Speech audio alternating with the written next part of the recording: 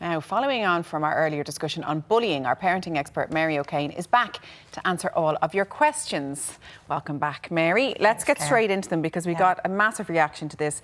Is ignoring the bullies the right thing to do? My daughter is 14 years old. There's a boy in her class posting comments about her on social media. I've told her to block him, but he's still saying things about her to their other friends behind her back. She's a quiet girl, so I'm worried about this as I'm not sure it's a school issue as it's happening outside, and I've told her not to comment back. Just not sure I'm giving her the right advice, because this is a whole new playing field than what we were used to, this social media commenting. Yeah, it really is. I think this parent is doing exactly the right thing. First of all, it's great that her daughter is telling her, because that's what we tell children. Go to a trusted adult. So that's happening. Yes, blocking them is the right thing to do. Avoid it. Don't respond. It is so tempting for them to absolutely respond back and fire back a response. The advice is do not do that. Keep photocopies, keep Snapchats or, the word is gone. Screenshots. Thank you, showing my age here. My kids are probably laughing when they hear that. You sounded even cooler. Oh no. But if they keep screenshots of anything, and that's important, because if this is ongoing, you may need it as evidence. Okay. But don't respond. The fact that this child is in the school, I would actually mention it to the school.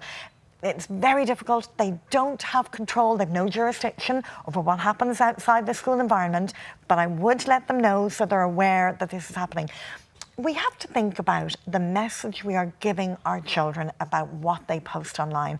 So the school might not intervene, but they may well be able to organise a talk or something for the whole school, making them more aware of what they are doing online and taking responsibility for their online behaviour. Yeah, interesting. Another one here, my 10-year-old daughter has been subjected to bullying in the estate we live in. It started off with one girl spreading rumours and then everyone else started going along with it. It went to online messages on TikTok, which I found on the iPad. I approached the parent, but they just said they would talk to the child and nothing has changed. What should I do? This is a tough one. Where you live. Yes, this really is. And again, it's difficult. You approach the parent, but if a parent refuses to engage, and often they will, I wouldn't recommend going back to the parent. There's a great website, actually, webwise.ie, which it's really worth having a look at because they give wonderful advice for online bullying. I think at the moment, this makes me aware of, we need to be very aware of the apps that our children are using and privacy settings and how we can protect them. So she might want to think about that, but also about helping our children find their tribe. Because just because you have children within your estate that they used to play with does not mean that she has found her tribe. And if this is happening, it's really important that we have connection with, we only need one friend, but connection with somebody who can support us. So I'd say to her, also think about your daughter's self-esteem and other connections, so with other children other than this group. Because sometimes we focus so much, understandably so, on stopping the bullying, but are we supposed to be empowering our children to have the resilience to brush it off? And how do we do that?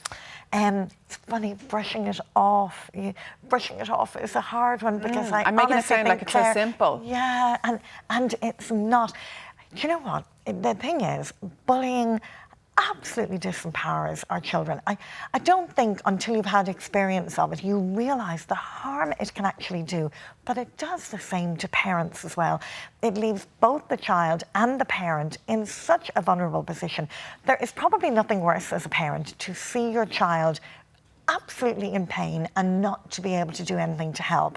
So in a situation like this, you can't change the children on your road, but yes, you can support your child. You can think about their self-esteem, their resilience, and focus on supporting them with self-esteem, knowing that they're loved, they're strong and capable, like finding ways for them to make that clear, but also helping them find their tribe can make a difference. And strengthen that. Now, this is an interesting one from the other side.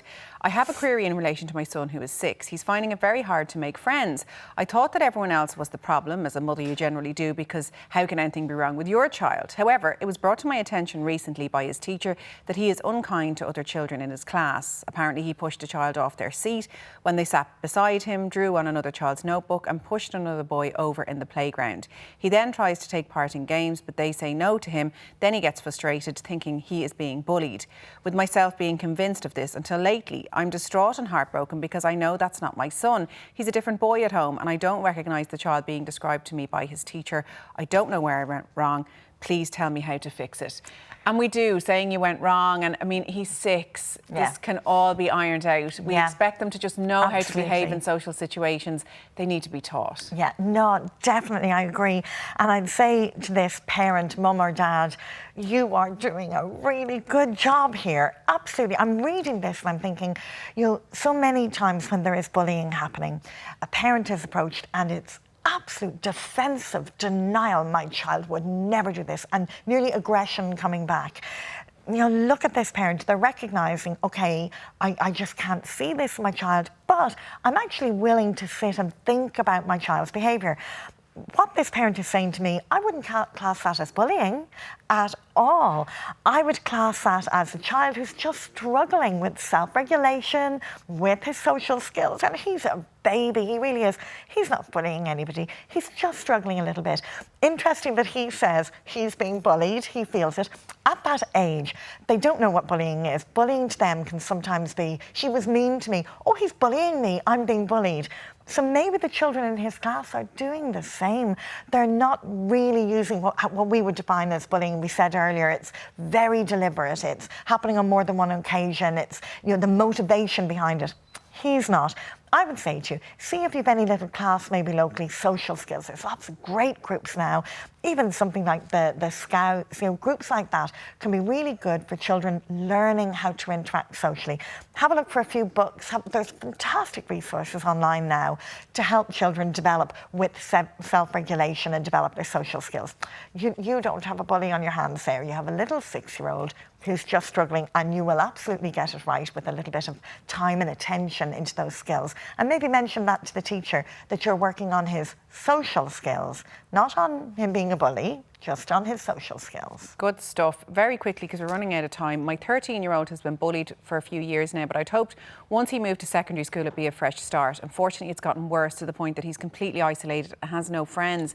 My son is weak socially, immature compared to other boys, and isn't really figuring out how to keep friends, and so gets targeted because of this. He's recently mentioned wanting to move schools, but we feel the same issues will arise unless our son matures or learns to get on with others. He doesn't refuse to go to school, but I'm worried for his future and his mental health.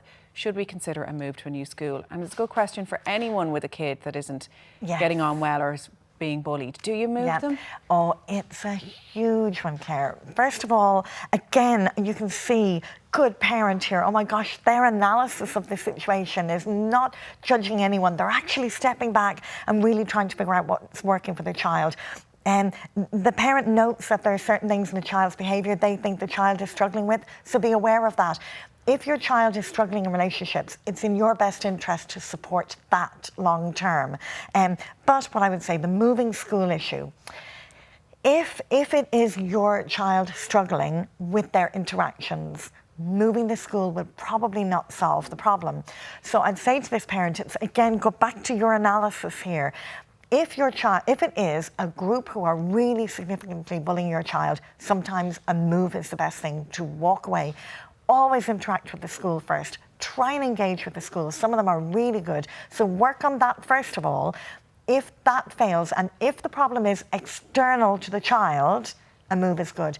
If a lot of the issues are internal, we need to support the child rather than the find move. the tribe, try and find things that brings them out of themselves that little bit more. Easier said than done, but maybe not a move in this situation. Mary, as always, more questions than you had time to answer, but thank you very, very much. Now, coming up next, we'll have a selection of smart casual spring style over on the catwalk. Don't go anywhere.